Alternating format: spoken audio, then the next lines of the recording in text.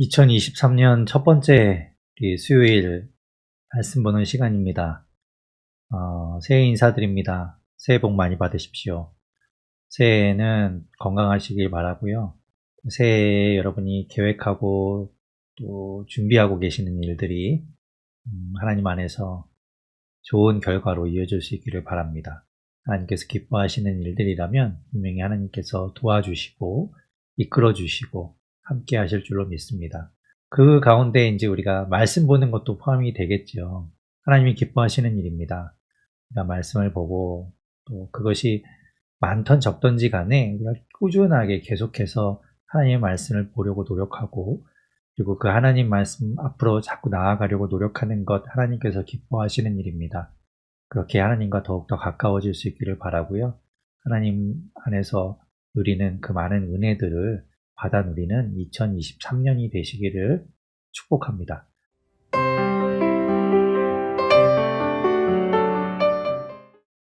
살아계신 하나님, 2023년 새해가 시작되었습니다. 무엇보다 새해에 하나님 여러 가지 우리 앞에 놓여 있는 문제들이 하나님 풀릴 수 있게 도와주십시오. 새해가 되었다고 해서 내 모든 것들이 한꺼번에 다 변한 것은 아니지만 하나님, 주님 안에서 우리를 그렇게 바꾸어 주시고 변화시켜 주시고 우리의 처지와 상황들을 좋게 이끌어 주실 그 하나님을 기대합니다. 하나님, 그동안에 어려웠던 것들, 또 우리의 육체의 고통들 하나님께서 치유하여 주시고 하나님 고쳐 주시옵소서. 또 경제적인 문제와 여러 가지 상황 때문에 힘드셨던 그 일들 새해에는 좋아질 수 있게 하여 주십시오. 풀어지게 하여 주십시오. 나아지게 하여 주십시오. 하나님, 또한 관계 때문에 힘들었던 문제들 주님 앞에 기도하며 눈물 흘리며 나아갔던 그 문제들 주님께서 해결하여 주시고 새로운 관계로 하나님 또 그 관계 가운데 힘들었던 분들이 풀어지는 놀라운 한 해가 되도록 역사하여 주시옵소서. 하나님, 성령 하나님을 우리에게 보내주셔서 우리와 함께 하시고 우리를 인도하여 주시고 우리를 도우시는 줄로 믿습니다. 그 성령님께서 우리 인생 가운데 함께 하시고 개입하여 주시고 인도하시고 이끌어 주시옵소서. 모든 것 주님께 맡깁니다. 주님 홀로 영광 받으시고 우리와 함께하여 주시옵소서. 예수님 이름으로 기도드립니다. 아멘. 16장은 지난 시간에 보았던 15장과 연결이 되죠. 예수님께서 이제 그 성령님에 대해서 14장부터 계속 이어지는 내용이네요. 14장부터 15장 그리고 16장까지 성령님에 대한 이야기를 예수님께서 들려주십니다.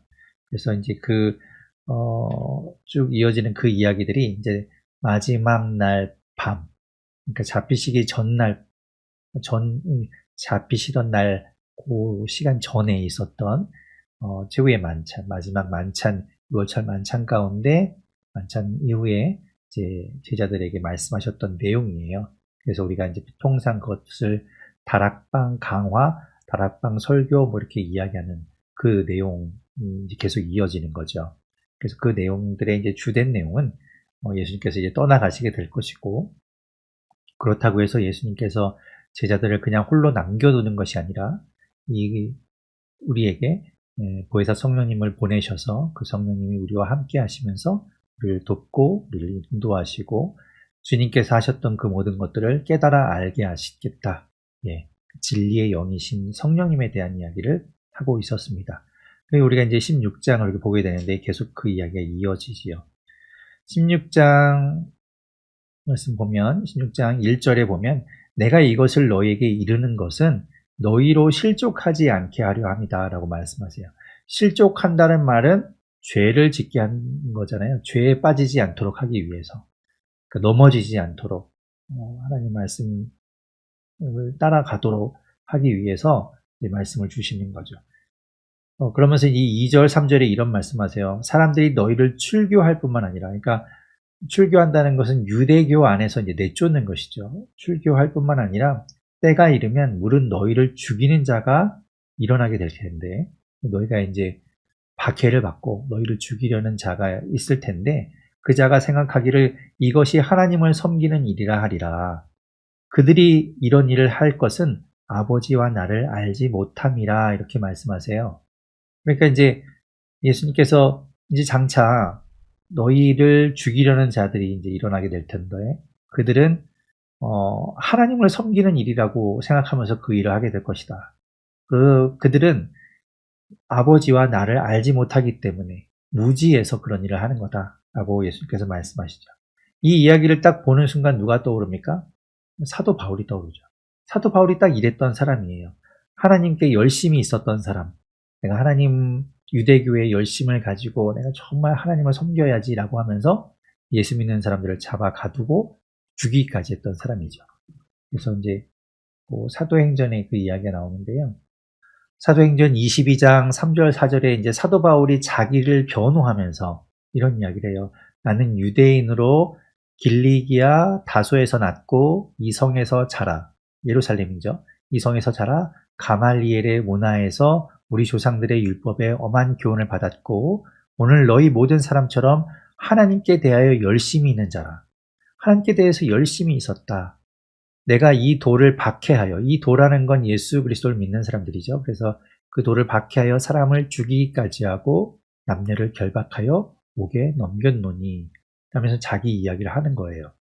그러니까 지금 이 본문으로 돌아오면 16장 2절 3절에서 이야기하는 것처럼 하나님을 위하는 일이다, 하나님을 섬기는 일이다 라고 하면서 예수 믿는 사람들을 죽이는 사람이 있게 될 것이다 라고 했는데 이 사도 바울이 딱 거기에 맞는 사람인 거죠. 자, 그것을 이제 우리가 볼 수 있고, 예수님께서 계속해서 이 말씀을 이어가시는데, 나중에 너희가 이제 그것들을 기억할 것이다 라고 말씀하는 거예요. 그런데 이제 예수님이 떠나가시는 이야기를 계속 하고 있잖아요. 그런데 5절 뒷부분에 보면, 나더러 어디로 가는지 묻는 자가 없다. 그죠? 예수님이 어디로 가십니까? 언제 오십니까? 라고 묻는 자가 없다는 거예요. 다만 이제 그들이 예수님이 떠나간다는 이야기를 듣고 나서는 근심만 가득하죠. 아, 예수님 없으면 어떡하지? 예수님 떠나면 어떡하지? 그래서 걱정만 하고 있는 이 제자들을 향해서 예수님께서 7절에 말씀하세요. 내가 떠나가는 것이 너희에게 유익이라. 내가 가는 것이 너희에게 좋은 일이다. 왜 그런가 하면 내가 떠나가야지만 보혜사가 너희에게로 오기 때문에 그렇죠. 예수님이 가셔서 보혜사 성령님을 보내주실 것이기 때문에 오히려 그것이 유익이 된다라고 말씀하고 있어요. 그리고 8절에 보면 그가 와서 그 보혜사 성령님이 와서 이제 하실 일에 대해서 말씀하고 있는데 죄에 대하여, 의에 대하여, 심판에 대하여 세상을 책망하시리라 이렇게 이야기하죠. 책망한다는 이야기는 꾸짖는다는 이야기예요. 꾸짖는다. 근데 그 꾸짖는다는 이야기는 무슨 말인가 하면 그 사람에게 잘못된 것을 알게 한다는 거예요. 그러니까 무엇을 잘못하는지 밝히 드러내는 거예요. 네가 뭘 잘못하고 있다. 그래서 그것을 고쳐야 한다라는 걸 알려주시는 거죠. 그게 책망하는 거잖아요. 그래서 성령님이 오시면 그런 일들을 한다는 겁니다. 9절에 이제 9절부터 10절, 11절에 그 각각에 대해서 이제 설명을 해주고 계시는데 죄에 대하여 책망하신다는 이야기는 뭔가 하면 죄에 대하여라는 말은 죄라는 것은 나를 믿지 않는 것, 그 예수 그리스도를 믿지 않는 것, 그것이 죄라고 이야기하시면서 그것이 잘못되었다는 것을 책망하신다는 거죠. 밝히 드러내시고 그게 잘못이야. 너희 죄는 예수 그리스도를 믿지 않는 거야 라고 알려주시면서 예수를 믿어야 한다는 걸 깨닫게 해주신다는 거예요. 그게 이제 보혜사 성령님께서 하시는 첫 번째 일이죠. 두 번째, 의에 대하여라는 것, 그 심판은 그 책망은 예수님께서 이제 아버지께로 가고 너희가 다시 나를 보지 못하는 것에 대해서 말씀하고 있어요. 그러니까 의라는 것, 하나님의 공의, 하나님의 선함, 이제 이런 것에 대한 이야기를 하는데 예수님께서 이제 십자가에 달려 돌아가시죠. 그러니까 죄인처럼 돌아가세요. 그러니까 사람들이 또 구약에서도 나무에 달려 죽는 사람은 저주받은 사람이다라고 이제 이야기하잖아요. 그래서 예수님도 저 사람 죄를 지었으니까 십자가에 달려 죽지, 저주를 받은 인생이지 라고 해서 그렇다면 하나님께 가지 못해요. 죄인이니까. 그런데 예수님은 그렇지 않아요. 아버지께로 간다고 말씀하시죠. 의를 이루는 분은 예수 그리스도, 그분은 한 분이라는 것을 보여주시는 거죠.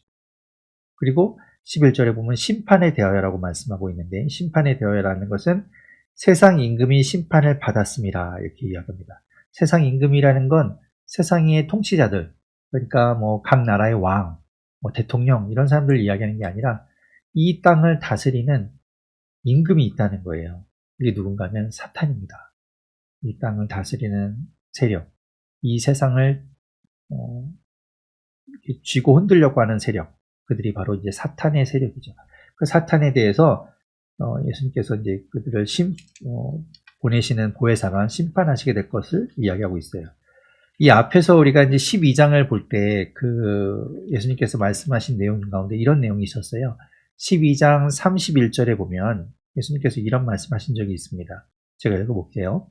이제 이 세상에 대한 심판이 이르렀으니, 이 세상에 대한 심판, 이 세상의 임금이 쫓겨나리라, 이렇게 말씀하세요. 그러니까 심판은, 이 세상에 대한 심판은 뭔가 하면 이 땅을 붙들고 있는 그 사단의 세력을 심판하시고 그들을 멸하시는 것이죠. 그래서 지금 이제 이 심판에 대하여 책망하신다는 내용은 이 세상 임금이 심판을 받았다. 예수 그리스도가 승리하셨다. 그것에 대해서 알려주고 깨닫게 해주신다는 내용이에요.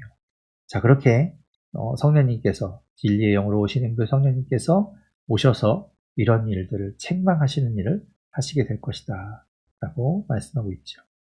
13절에 말씀하십니다. 그러나 진리의 성령이 오시면 그가 너희를 모든 진리 가운데로 인도하리니 그가 스스로 말하지 않고 오직 들은 것을 말하며 장래일을 너희에게 알리시리라, 이렇게 말씀하시죠. 성령님, 삼위일체 하나님이시기 때문에 성령님이 다른 것을 이야기하지 않아요. 동일한 이야기를 하십니다.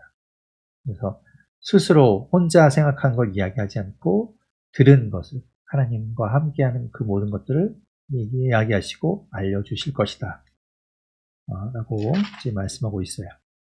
자, 그런 이야기들을 하고 있는 가운데 이제 16절에 보면 조금 있으면 너희가 나를 보지 못하겠고 또 조금 있으면 나를 보리라, 이렇게 말씀하시면서 이야기를 마무리하시는데, 그 이야기를 듣고 이제 제자들이 말하죠. 아니, 조금 있으면은 예수님은 보지 못하고 또 조금 있으면 본다는 말이 무슨 말이지? 라고 이제 그들이 막 이야기하는 거예요. 무슨 뜻일까? 무슨 말일까요? 조금 있으면 너희가 나를 보지 못하겠고 라는 말은 이제 예수님께서 십자가에 죽으시고, 그리고 예수님께서 이제 죽음 가운데 이제 헤어지게 될, 육신으로는 헤어지게 될 것을 이야기하는 것이겠죠. 그리고 또 그렇지만 다시 부활하신 예수님을 통해서 보게 되죠. 그리고 또 승천하시게 되면서 예수님을 또 못 보게 돼요. 하지만 그렇다고 해서 그것이 영영 이별이 아니죠. 주님이 다시 오시면 우리는 또 주님을 보게 됩니다. 그러니까 그렇게 우리가 뭐 끝나는 것 같지만 이 땅에서 말하는 이별인 것 같이, 또 헤어짐, 영원한 헤어짐인 것 같이 느껴지지만 주님 안에서는 그런 것들이 끝이 아니라는 거예요. 우리는 언제나 주님과 함께하게 될 겁니다. 그렇게 주님을 다시 만나게 될 때 22절에 보면 이렇게 말씀하죠. 지금은 너희가 근심하나, 그러니까 주님과 헤어지는 것 때문에 못 보게 되는 것 때문에 근심하지만 내가 다시 너희를 보리니 너희 마음이 기쁠 것이요 너희 기쁨을 빼앗을 자가 없으리라. 주님 만날 때 기쁨이 넘치게 될 것을 말씀하고 있어요. 우리가 이 땅에 다시 재림하시는 그 주님을 기다리고 기대하는 것도 주님이 다시 오시면 우리에게 이렇게 누구도 빼앗을 수 없는 커다란, 누구도 줄 수 없는 그런 기쁨을 누릴 수 있기 때문에 그렇죠. 주님 만나는 기쁨으로 우리가 충만하게 될 겁니다. 그러면서 예수님께서 이제 뭐든지 무엇이든지 내 이름으로 구하라, 우리 전에도 보았던 것처럼 말씀하시면서 24절에 보면 중간에 구하라 그리하면 받으리니 너희 기쁨이 충만하리라, 이렇게 말씀하고 있어요.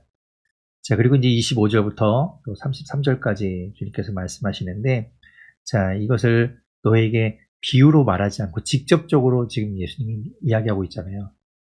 다른 어떤 이야기로, 우화나 뭐 이런 비유로 이야기하지 않고 직접적으로 지금 탁탁 이야기하고 계시죠. 그래서 이렇게 주님께서 말씀하시는 것 때문에 못 알아들을 수도 있어요. 지금 보혜사 성령님에 대해서도 이야기하지만 그 보혜사 성령님에 대해서 알지 못하는 이 제자들이 그것을 바로 이해할 수 없었을 거예요. 아, 예수님 말씀하시는 게 뭐지? 앞에서도 보았던 것처럼 조금 있다가 나를 보지 못하겠고 조금 있으면 나를 보리라, 이 말씀도 직접적으로 말씀하시는데 이게 무슨 뜻인지 잘 이해 못해요. 그것처럼 비유로 말씀하시지 않고 바로 말씀하시는 것 때문에 그들이 또 이해 못하고 받아들이지 못하는 부분도 있었죠. 분명히 있습니다. 그래서 이제 그런 이야기들은 25절에 비유로 말하지 않고 너에게 내가 밝히 이루고 있다라고 말씀하시면서 28절에 이제 직접적으로 말씀하시죠. 내가 아버지에게서 나와 세상에 왔고 다시 세상을 떠나 아버지께로 가노라, 이렇게 말씀하시죠. 아주 정확하게, 아주 명확하게 지금 예수님께서 말씀하고 있어요. 제자들이 이제 이야기하죠. 비유로 이야기하지 않고 밝히 이렇게 정확하게 또 직접적으로 말씀하시니 30절에 보면 우리가 지금에야 주께서 모든 것을 아시고 또 사람의 물음을 기다리시지 않는 줄 아나이다 하면서 우리가 이제 믿사옵나이다, 이렇게 이야기하는 거예요. 그러자 예수님께서 말씀하시죠. 31절에 이제는 너희가 믿느냐? 32절에 보면 보아라, 너희가 다 각각 제 곳으로 흩어지고 나를 혼자 둘 때가 오나니 벌써 왔도다. 예수님이 이제 잡히시는 그 순간에 제자들 다 도망가잖아요. 벌써 왔도다. 그러나 내가 혼자 있는 것이 아니라 아버지께서 나와 함께 계시느니라. 다 세상 사람들을 버려도, 제자들이라고 해도, 가족들이라고 해도 다 버리고 떠나도 하나님은 언제나 함께 계신다는 겁니다. 중요한 건 이거예요. 33절에 예수님께서 이제 이렇게 다락방에서 설교하신 내용, 그것을 왜 이야기하시는가? 33절에 말씀하세요. 이것을 너희에게 이루는 것은 너희로 내 안에서 평안을 누리게 하려 함이라. 세상에서는 너희가 환난을 당하나 담대하라. 내가 세상을 이기었노라. 라고 말씀하세요. 어려움을 당할 거예요.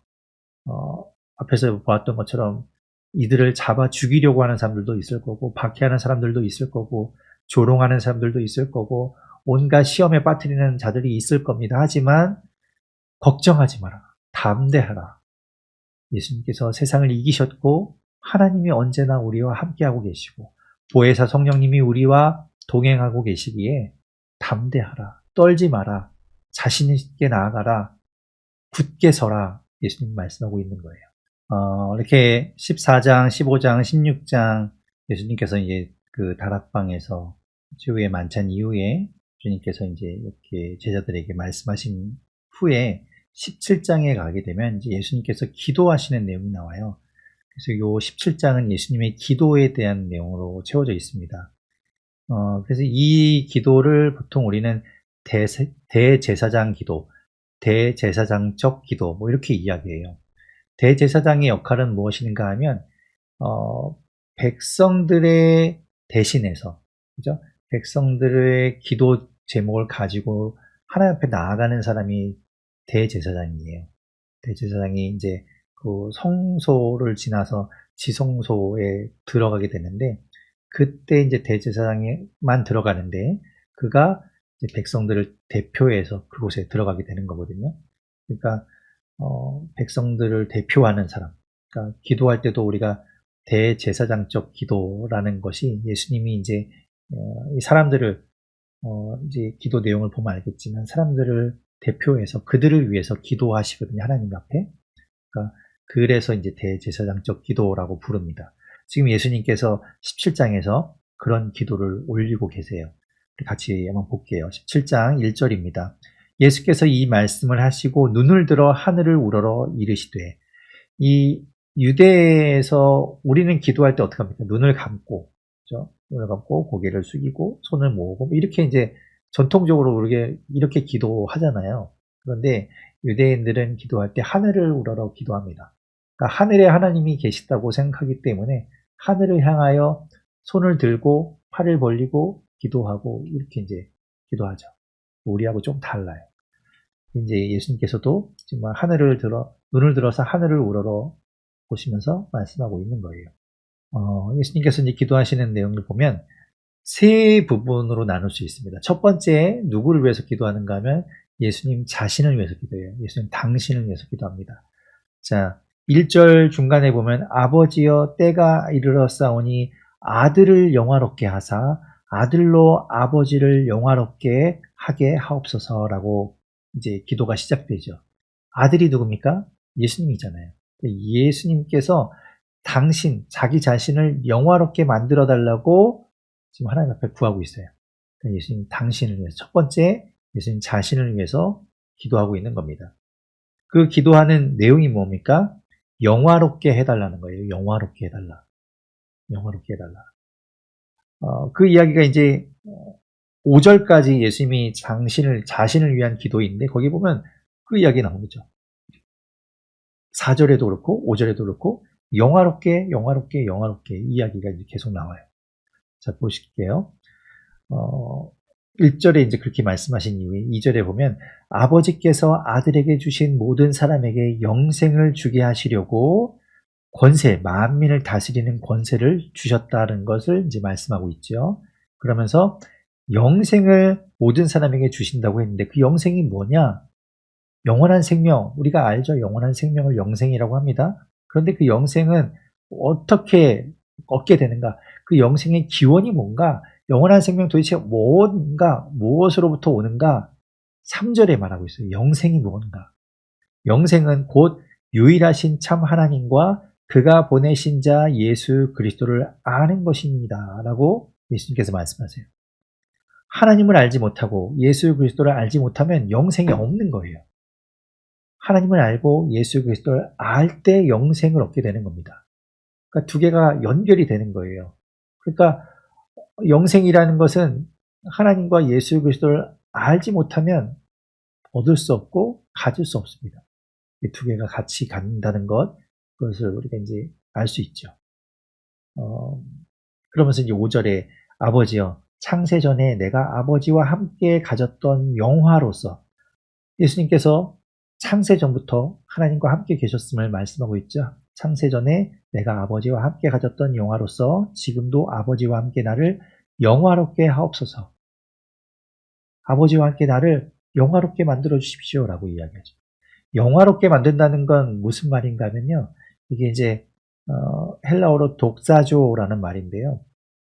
높여주는 걸 이야기해요. 높여주는. 뭐 찬양하다, 칭송하다, 존경하다 뭐 이런 뜻을 가지고 있는데 결국 그 모든 것들을 다 이렇게 아우르는 그런 뜻이 뭔가 하면 높여주는 거예요. 높여주는. 그러니까 높여주십시오. 높임 받게 해주십시오. 뭐 이런 이야기인 거예요. 이 아들을 그렇게 높여달라고. 그래서 아들이 높아지면, 예수님이 높아지면 누가 높아집니까? 하나님이 높임 받는 거예요. 연결되는 거니까. 그래서 예수님께서 그렇게 자기 자신을 위해서 기도하고 있죠. 그리고 이제 6절부터 이어지는 내용에는 예수님이 어떤 사람들을 위해서 기도하시는가 하면 예수님의 제자들, 예수님을 지금 따르는 사람들을 위해서 기도하십니다. 6절에 말합니다. 세상 중에서 내게 주신 사람들에게, 그들을 향해서 지금 기도하고 있는 거예요. 그들에게 내가 아버지의 이름을 나타냈나이다.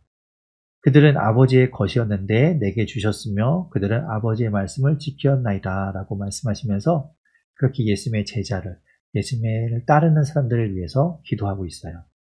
그들은 원래 하나님 아버지의 것이었다는 거죠. 그런데 예수님께 맡겨졌다, 예수님께 주어졌다는 거예요. 그래서 이제 이 예수님을 따르는 제자들은 7절에 보면 그들은 아버지께서 내게 주신 것이 다 아버지께로부터 오는 것인 줄 알았나이다. 그들을 안다는 거예요. 예수님을 보면서 하나님을 보고 그 예수님이 하시는 일은 하나님으로부터 오는 일이다. 이런 것들을 이제 아는 사람들이라는 거죠. 그러면서 9절에 내가 그들을 위하여 비옵나니, 내가 비옵는 것은 세상을 위함이 아니요. 세상을 위하는 게 아니에요. 지금 이 기도의 내용은 세상을 위해서 기도하는 게 아니에요. 내게 주신 자들을 위함이다 라고 말씀하죠. 예수님을 따르는 사람들을 위해서 기도하고 있는 거예요. 그들은 아버지의 것이로소이다. 그러면서 이제 예수님이 이제 떠나가시게 되잖아요. 이제 남겨질 사람들을 위해서 기도하시는 거예요. 11절에 말하죠. 나는 세상에 더 있지 아니하오나 그들은 세상에 있사옵고. 그러니까 그들이 남겨지게 될 텐데 그 남겨질 예수님의 제자들, 이곳에 남아있을 사람들을 위해서 지금 예수님이 기도하고 있는 거예요. 그러면서 예수님이 무엇을 구하는가 하면 11절 끝에 있는 걸 구합니다. 이게 이 세상에 남겨진 사람들을 위해서 예수님이 바라시는 일, 기도하시는 내용이에요. 뭡니까? 우리와 같이 그들도 하나가 되게 하옵소서.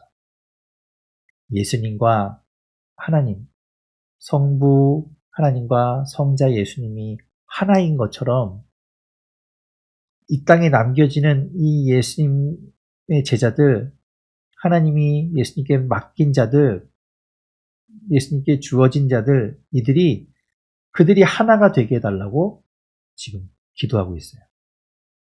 예수님이 바라시는 것 하나가 되는 겁니다.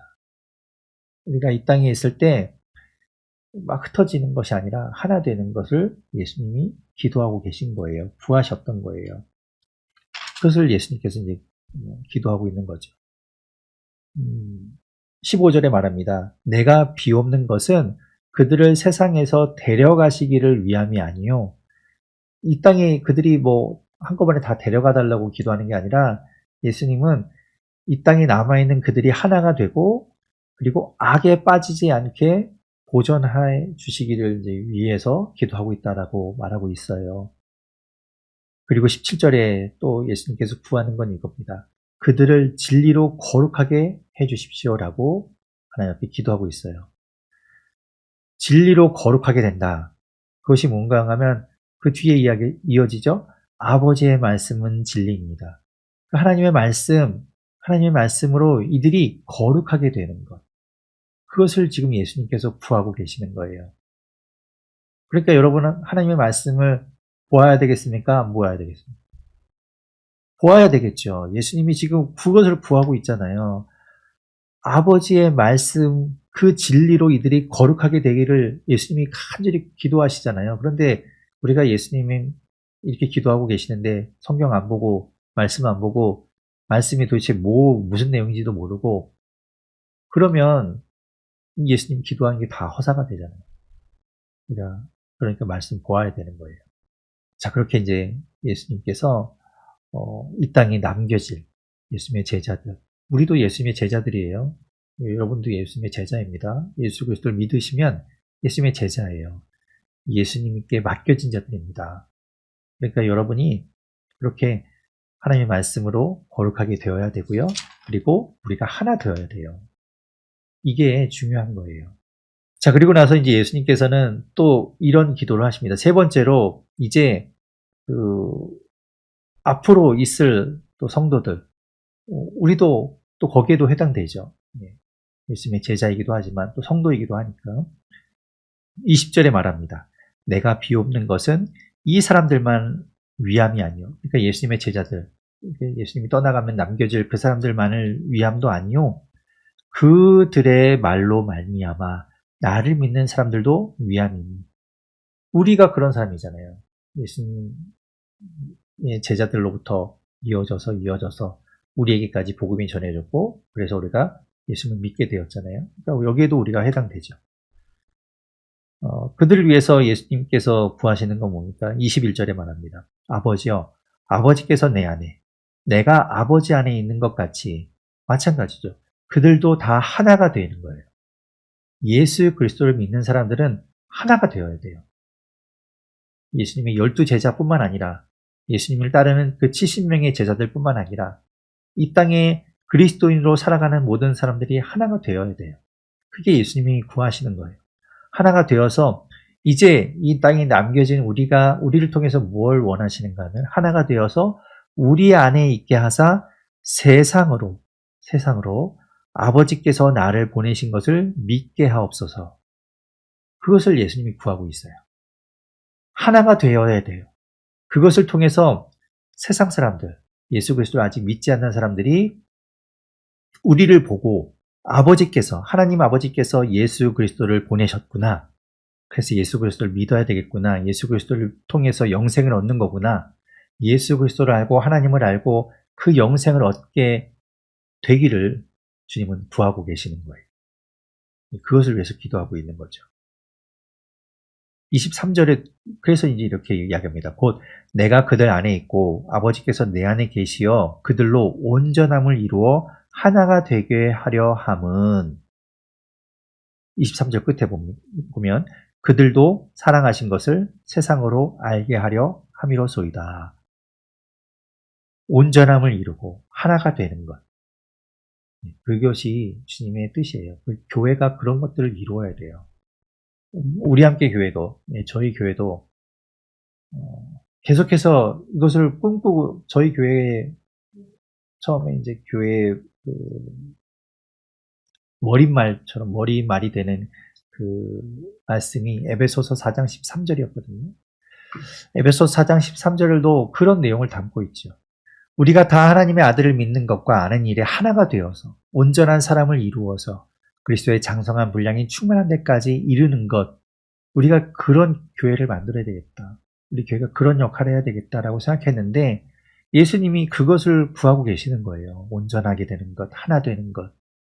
예수님이 원하시는 일이죠. 그러니까 그것을 따라가는 것, 그것이 옳은 일입니다. 사실 그렇다고 우리 교회가 계속해서 그것을 잘하고 있느냐? 우리 계속 그것을 목표를 두고 계속 가게 될 겁니다. 계속 갈 거예요. 여러분도 여러분이 섬기시는 교회에서 하나 되는 것을 계속해서 노력하셔야 되고요.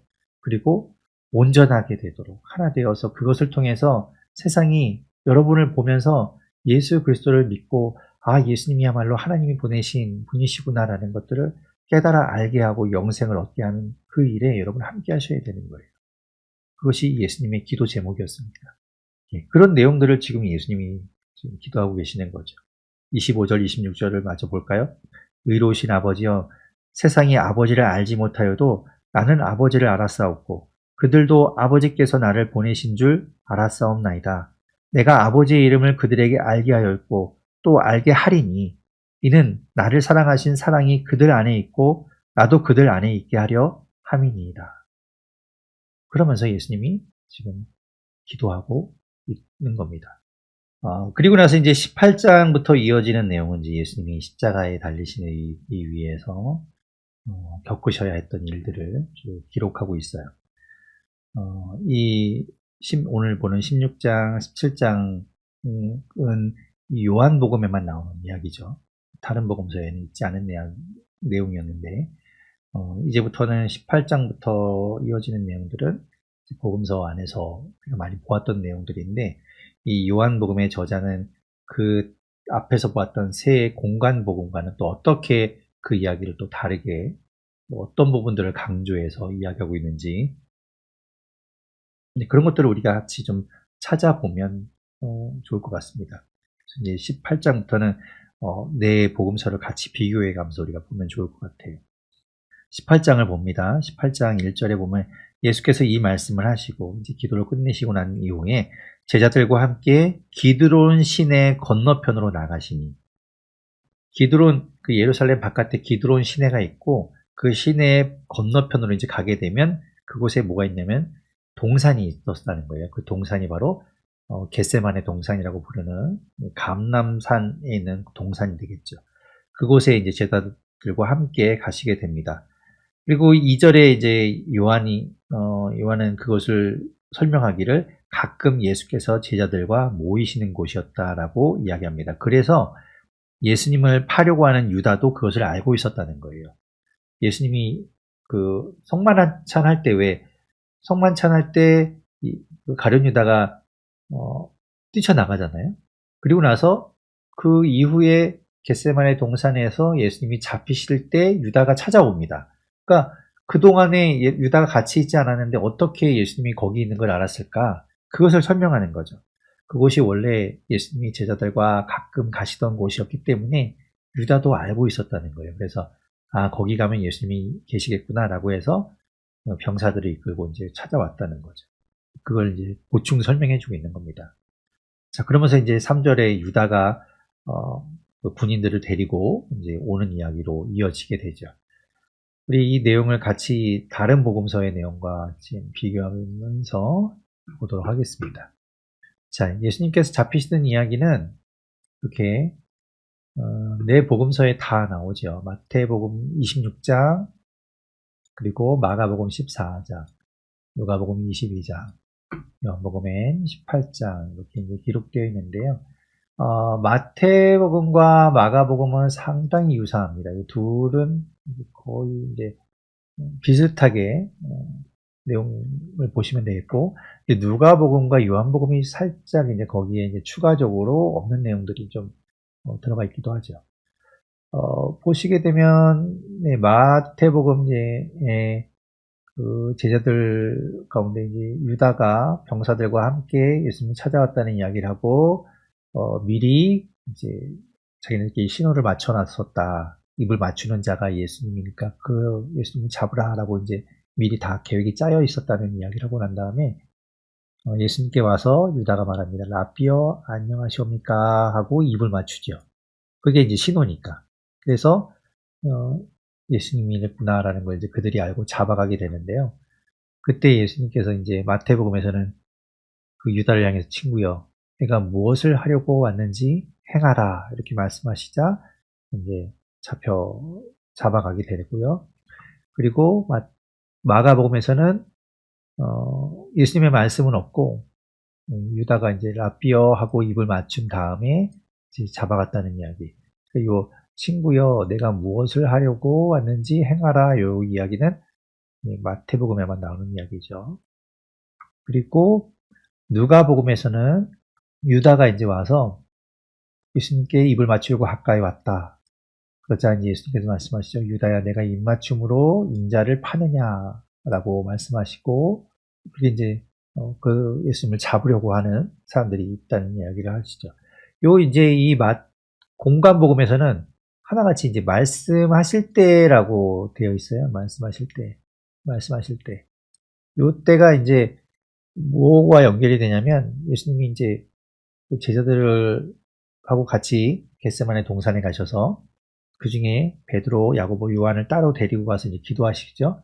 그리고 이제 돌아오셔서 너희가 이제 왜 잠시라도 깨어있지 못하냐라고 이제 이야기하시고 이제 가자, 왜 잡힐 때가 되었다 라고 이제 말씀하실 그때 왔다는 거예요.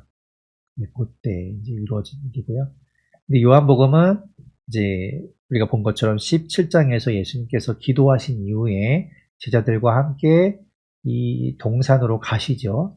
동산으로 가셔서 거기에서 이제 그들이 오고 예수님이 먼저 묻습니다. 너희가 누구를 찾느냐? 그러자 이들이 입을 맞추는 그런 이야기는 없어요. 그런 이야기 없고 너희가 누구를 찾느냐라고 물으실 때 이제 이들이 대답하죠. 나사렛 예수를 찾는다. 그러자 예수님께서 내가 그다라고 말씀하시자 그들이 물러가서 땅에 엎드러집니다. 예수님의 위엄과 그 권위에 그들이 그냥 엎드러지죠. 그리고 다시 한번 묻습니다. 누구를 찾느냐? 나사렛 예수라. 그러자 예수님께서 나를 찾거든 이 사람들이 가는 것은 용납하라. 이 사람들이 누굴까요? 예수님의 제자들이죠. 예수님의 제자들은 놔둬라. 나만 잡으면 되니 이들은 그냥 두어라 라고 말씀하세요. 예수님의 제자들을 챙기시는 이야기가 이제 요한복음에 나오죠. 그리고 나서 이제 요 각 복음서에서 이제 뭐가 나오냐면 예수님의 제자 중에 하나가 칼을 빼들어서 그 대제사장의 종의 귀를 치게 되는 이야기가 나오는데요. 마태복음에서는 예수와 함께 있던 자 중에 하나, 마가복음에서는 곁에 서 있던 자 중에 한 사람, 그리고 누가복음에서는 그 중에 한 사람이라고 이야기하는데 요한복음에서는 그의 이름을 딱 시몬 베드로라고 밝히고 있습니다. 그리고 그가 이제 칼을 빼서 대제사장의 종의 귀를 치죠. 그래서 귀가 떨어집니다. 대제사장의 종의 귀를 쳤다. 근데 누가복음은 좀 더 자세하게 오른쪽 귀를 쳐서 떨어뜨렸다라고 이야기하고요. 요한복음은 거기에다가 오른쪽 귀 그리고 그 대제사장 종의 이름이 말고다라고 이야기하고 있어요. 그러니까 요한복음은 이 앞에 있는 복음서에 없던 내용들, 거기서 빠뜨린 내용들, 생략한 내용들을 추가적으로 보충해서 계속해서 덧붙여서 이야기하고 있는 거죠. 그러니까 부연 설명들이 계속 추가되는 거예요. 이 앞에 없던 내용들이 나오는 것이 그 앞에 빠뜨린 내용들을 요한은 추가적으로 다 이야기하고 있는 겁니다.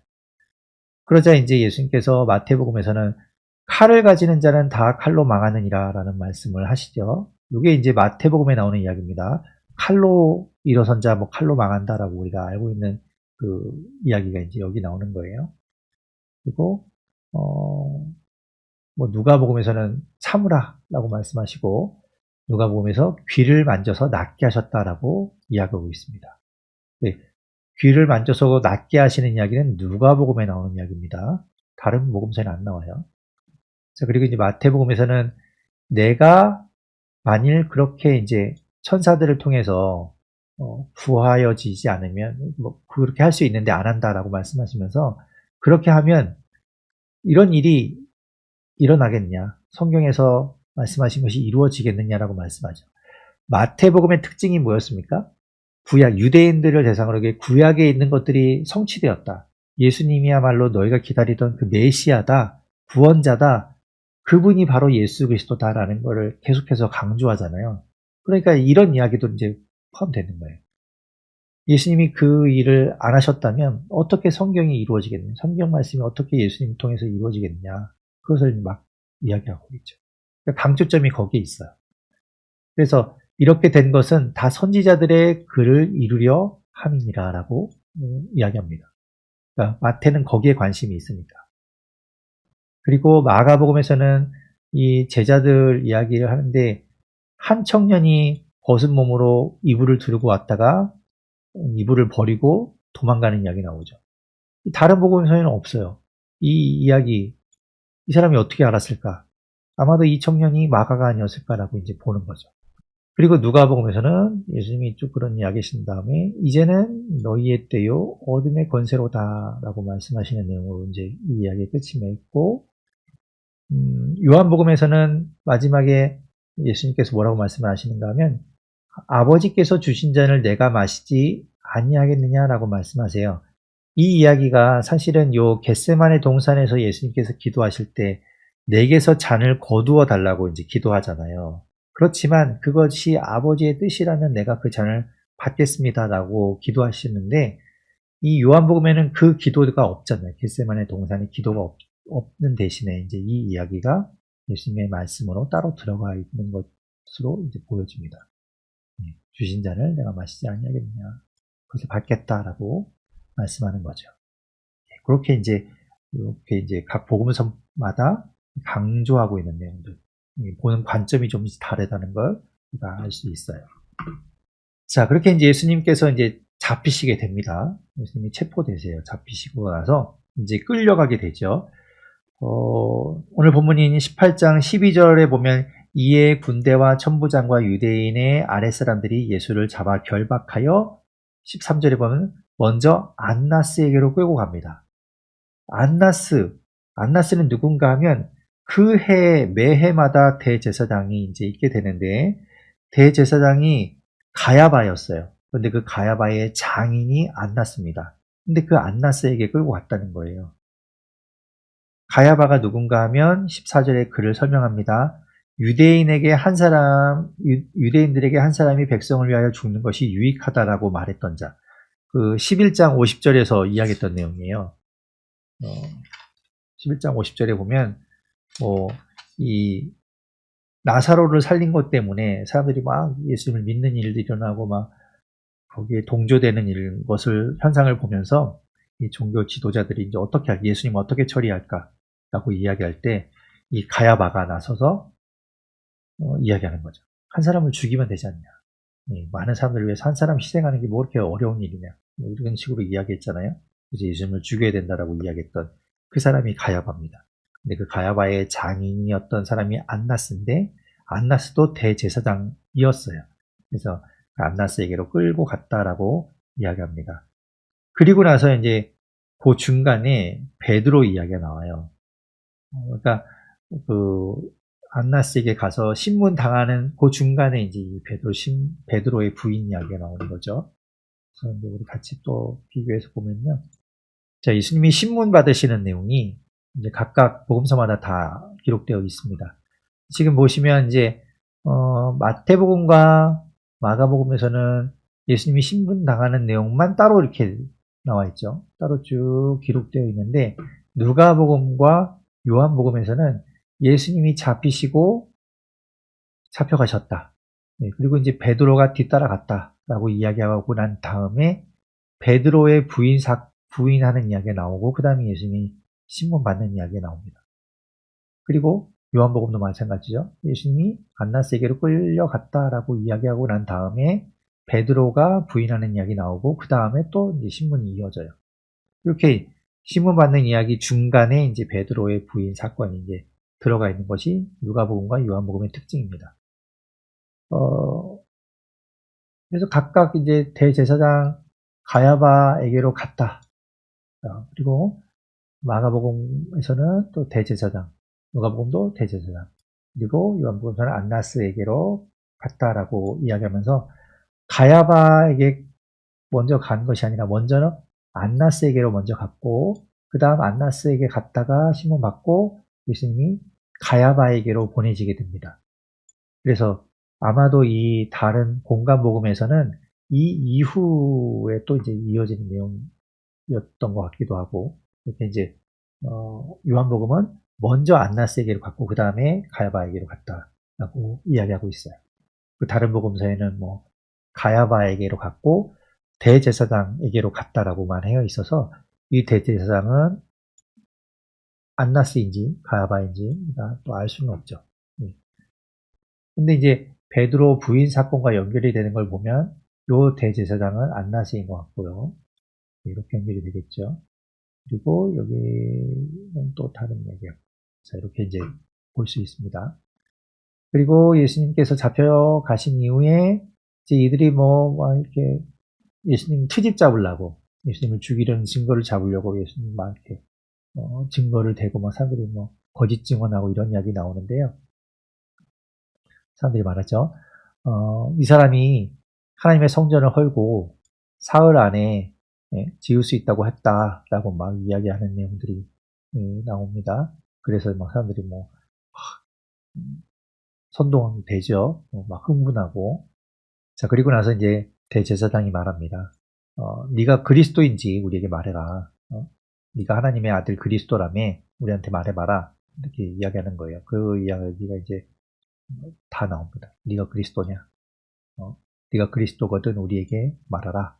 그리고 요한복음에는 없네요. 요한복음에는 그 내용이 빠져있죠. 네가 그리스도냐라고 묻는 내용은 없습니다. 그리고 예수님 때리는 이야기도 나오죠. 예수의 얼굴에 침 뱉고 주먹으로 치고 손바닥으로 때리고 그러면서 누군지 맞춰봐라. 선지자 노릇을 하라.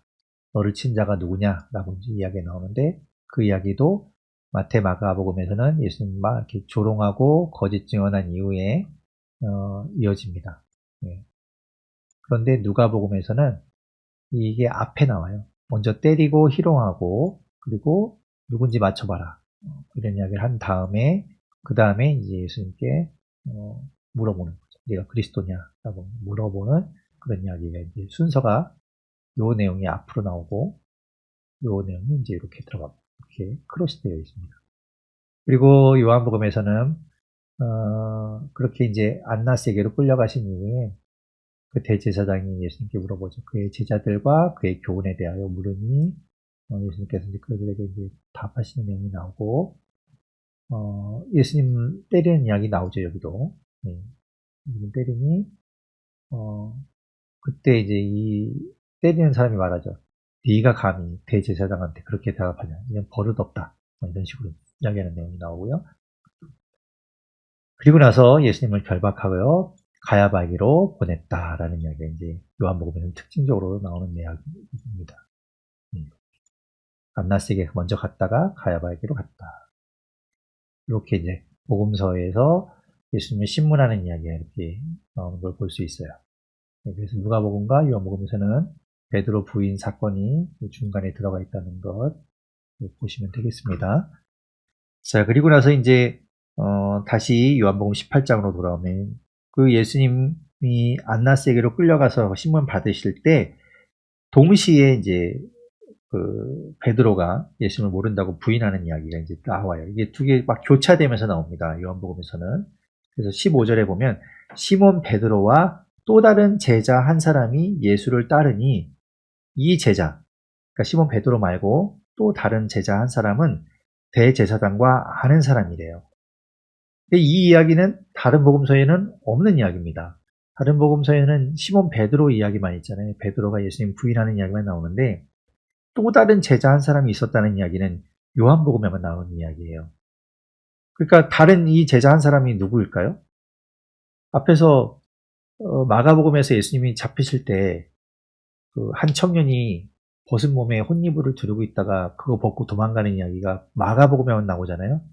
그것을 통해서 우리가 뭘 유추합니까? 아, 그때 도망간 청년이 마가였나 보다. 그죠? 그 마가니까 아는 거예요. 그 당사자니까. 그것처럼 지금 이 15절에도 시몬 베드로와 또 다른 제자 한 사람이 예수를 따라갔는데 그 제자가 대제사장과 아는 사람이었고 그래서 그는 대제사장 집으로 이렇게 쑥 들어갈 수 있었다는 거죠. 다른 복음서에서는 모르는 이야기입니다. 그 이야기는 무슨 말입니까? 이 또 다른 제자 한 사람은 누굴까요? 요한이라는 이야기예요. 요한은 자기가 이야기니까 알고 있는 거예요. 그래서 다른 복음서에는 없는 내용인데 자기니까 자기 일이라서 알아서 이제 이게 기록한 것이겠죠. 그래서 통상 이 또 다른 제자를 요한이라고 봅니다. 요한이 함께 갔다는 거예요. 그런데 이 요한은 대제사장과 아는 사람이라서 그 집으로 들어갈 수 있었고 베드로는 못 들어갑니다.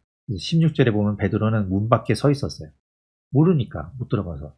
근데 이제 이 또 다른 제자 한 사람, 요한으로 보이는 이 사람이 문 지키는 여자한테 말해서 베드로도 데리고 들어갑니다. 그래서 그 대제사장 집들로 들어가게 된 거예요. 그 이야기가 이제 다른 복음서에서는 없었죠. 여기에 이제 요한복음에 기록되어 있는 겁니다. 그 베드로가 부인했던 이야기, 그것도 복음서에서 나오는데요. 같이 한번 보겠습니다. 각각 기록되어 있는데 지금 이 마태복음과 마가복음 여기에서는 지금 이 베드로가 예수님을 따라서 가서 대제사장 집들 안으로 들어갔다라는 이야기 나오죠. 이 지금 요한복음에서 본 것처럼 다른 제자 한 사람이 있었다는 이야기는 다른 복음서에는 없어요. 또 다른 제자 한 사람이 있었다는 이야기는 요한복음에만 나오는 이야기입니다. 그래서 이 사람 때문에 이 사람 덕분에 문 밖에 서 있다가 데리고 들어가는 바람에 이제 뜰 안으로 들어가게 된 거지요. 그 이야기가 나오는 거예요. 그리고 다른 복음서에서는 이제 그렇게 들어갔다라고 이야기하고 그 다음에 예수님이 신문받는 이야기가 이어집니다. 그리고 이제 베드로의 부인 사건이 따로 이렇게 쭉 나와요.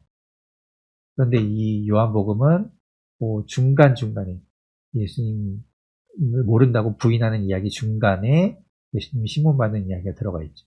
그리고 누가복음은 아예 그냥 그 이야기만 따로 이렇게 쭉 기록되어 있습니다. 그래서 보면 이 요한복음은 그 베드로가 부인하는 3번 부인하잖아요. 3번 부인할 때 첫 번째 부인한 이후에 예수님의 신문 장면이 나오고 신문 장면이 끝나면 두 번째, 세 번째 부인하는 이야기가 나와요. 이렇게 이제 그 부인하는 이야기 사이에 예수님이 신문받는 이야기가 들어가 있다는 겁니다. 자, 그리고서 보게 되면 첫 번째 그 베드로가 부인했던 이야기는 바깥들에 앉아 있을 때 마태복음에서는 한 여종이 와서 베드로를 알아보죠. 그리고 마가복음에서는 아랫뜰에 있을 때라고 이야기합니다. 근데 그 여종이 대제사장의 여종이라고 이야기해요. 그리고 누가복음에서는 뜰 가운데에 불 피우고 있을 때 그런 거죠. 한 여종이라고 말하고 요한복음에서는 그 여종이 문을 지키는 여종이었다고 이야기해요. 그러니까 이런 것들을 유추해서 알 수 있는 것이 대제사장의 여종이지만 문을 지키는 역할을 하는 여종이 베드로를 알아봤다는 겁니다. 그래서 베드로가 모른다라고 이제 부인하죠. 첫 번째 부인입니다. 그리고 이제 불을 쬐고 있어요. 다 불을 피우고 있는 가운데 불을 쬐고 있어요. 그리고 나서 두 번째가 여기 이제 마태복음에서 보면 뜰에 있다가 문 쪽으로 점점 바깥으로 나갑니다. 베드로가 점점 이렇게 밀려나요. 부인하면서 바깥으로 밀려나는 걸 볼 수 있어요. 문 쪽으로 이제 갑니다. 그리고 두 번째로 다른 여종이 그를 알아보죠. 그리고 마가복음에서도 이제 앞들로 나갈 때 여종이 알아보고요. 그리고 누가복음에서는 여종이라고 안 하고 다른 사람이라고 이제 이야기하고, 요한복음에서는 불을 쬐고 있는데 사람들이 이제 물어보죠.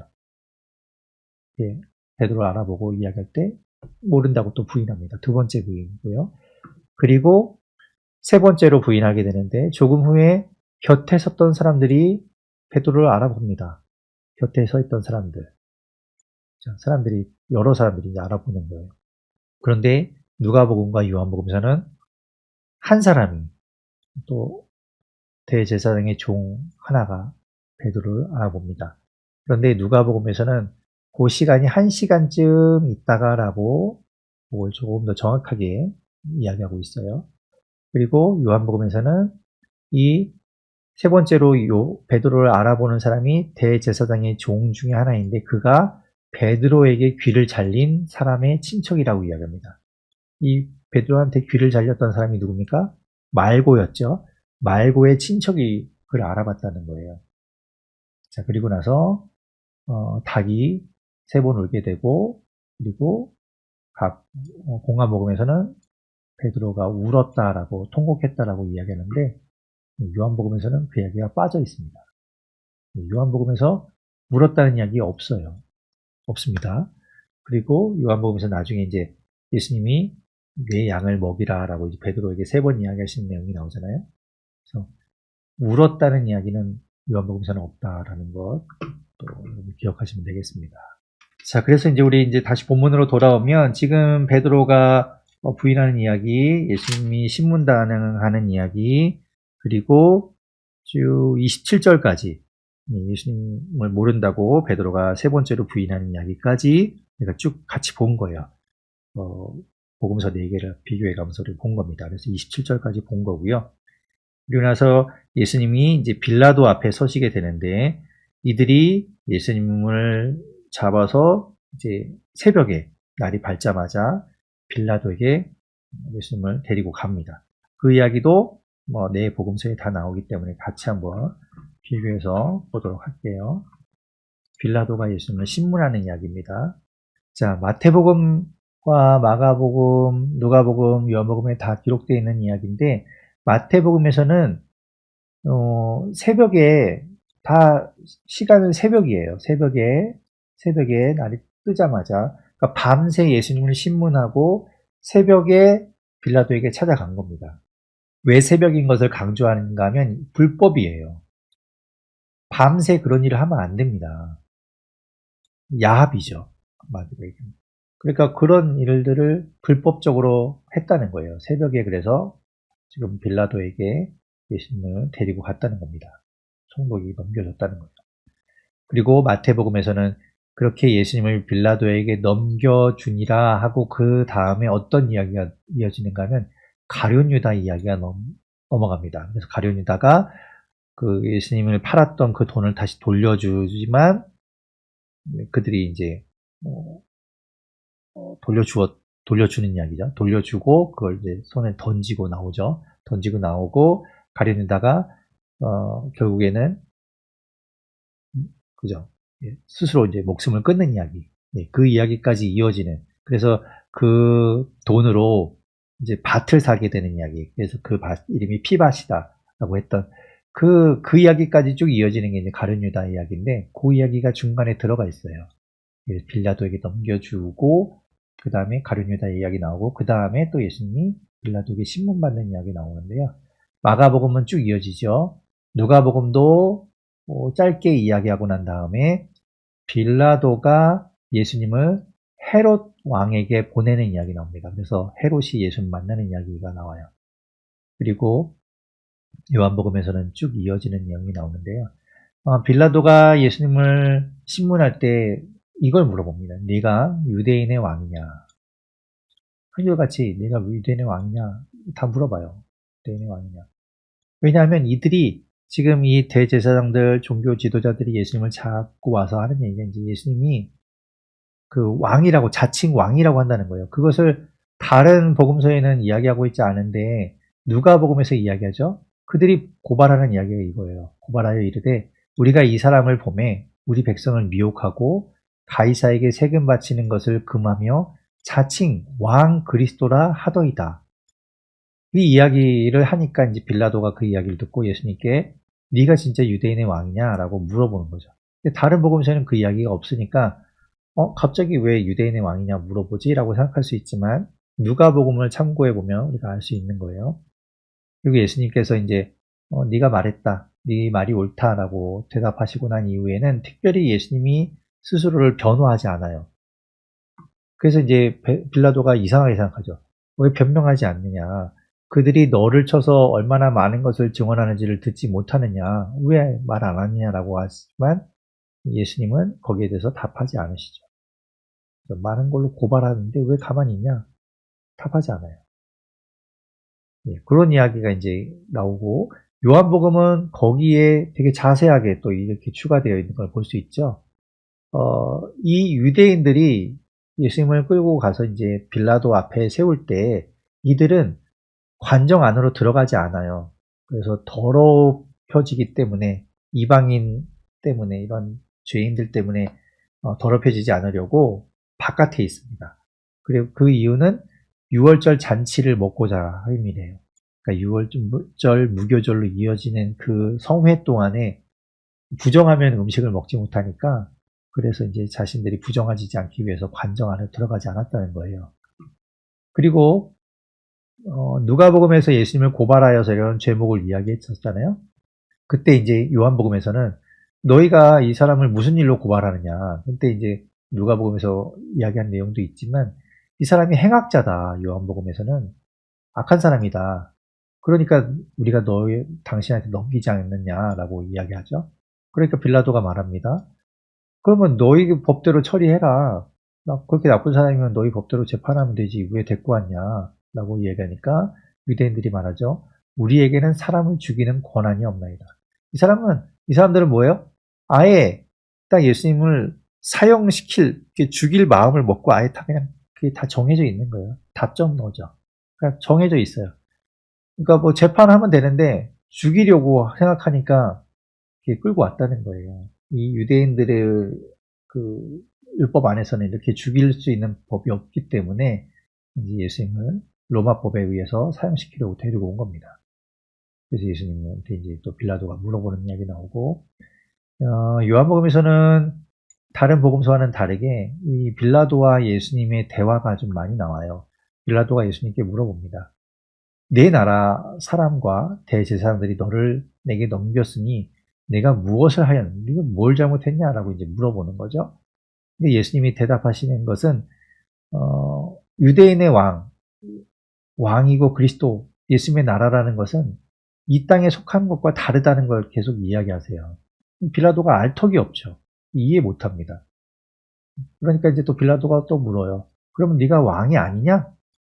근데 아니잖아요. 예수님은 왕이시죠. 그런데 이 땅에 있는 왕이 아니잖아요. 그러니까 그 이야기를 하고 있으시지만 이는 못 알아듣습니다.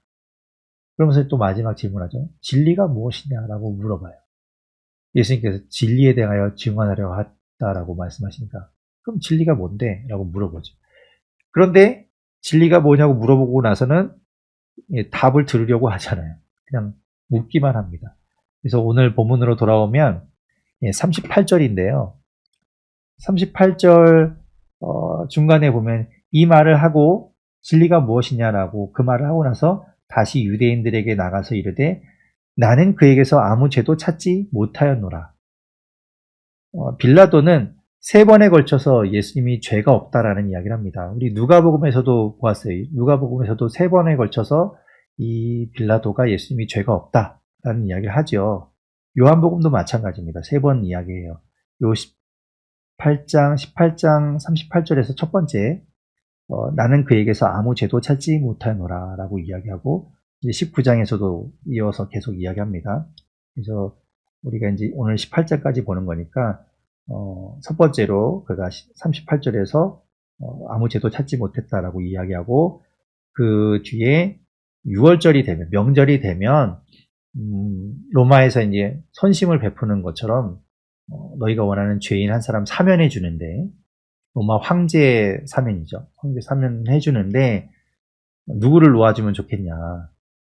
그러면서 이제 너희가 잡혀온 예수, 내가 보니까 죄 없는 것 같은데 이 사람 풀어주면 어떠냐라고 이제 이야기하는 거죠. 그러자 40절에 보면 이 백성들이 소리를 질러 이르되 이 사람이 아니다. 바라바다. 바라바를 놔줘라. 그때 그 바라바는 강도였다라고 이야기합니다. 이스라엘 백성들은 이 종교 지도자들이 선동해서 그들은 뭔지도 모르고 지금 이야기하고 있는 겁니다. 그들에게 속고 있는 거죠. 예수님을 알아보지 못하는 거예요. 눈이 어두워져 있는 상태인 겁니다. 네, 하여튼 새해 우리 같이 또 첫 시작으로 같이 말씀을 보았는데 계속해서 여러분 가운데 말씀이 떠나지 않고 아까 말씀드렸죠? 하나님의 말씀이 진리예요. 그 말씀으로 우리가 거룩하게 돼야 됩니다. 다른 것으로 우리가 구별되는 게 아니에요. 거룩은 구별이잖아요. 다른 것으로 우리가 세상 사람과 구별되는 게 아니에요. 하나님의 말씀이 우리 안에 있는가, 하나님의 말씀을 우리가 깨달아 아는가, 이런 걸로 구별되는 거예요.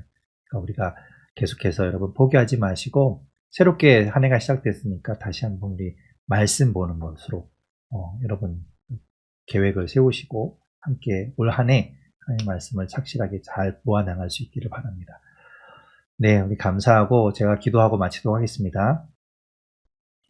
살아계신 하나님 감사합니다. 오늘도 주의 말씀 통해서 주님을 보았습니다. 우리에게 주신 그 주님의 말씀들을 우리가 기억하게 도와주십시오. 우리 한 사람 한 사람에게 어떤 말씀으로 다가왔는지 그 말씀이 우리 안에 심겨지게 도와주시고 그 말씀이 우리의 삶을 붙들게 도와주시고 그 말씀 붙들고 올 한 해도 주님 향하여 주님과 함께 열심히 걸어가는 그 주님 때문에 우리가 기쁨을 누리는 한 해가 되게 하여 주시옵소서. 주님 우리를 위해서 기도하신 것처럼 우리가 하나 되기를 원합니다. 그리고 하나님의 말씀으로 거룩하게 되기를 원합니다. 주님 우리에게 그 기도 제목을 보여주셨사오니 우리가 그 주님의 기도 제목과 기도하신 것에 맞는 그런 그리스도인들 되도록 그렇게 살아가도록 하나님 붙들어 주시고 역사하여 주옵소서. 모든 것 주님께 영광 올려드립니다. 예수님 이름으로 기도드립니다. 아멘.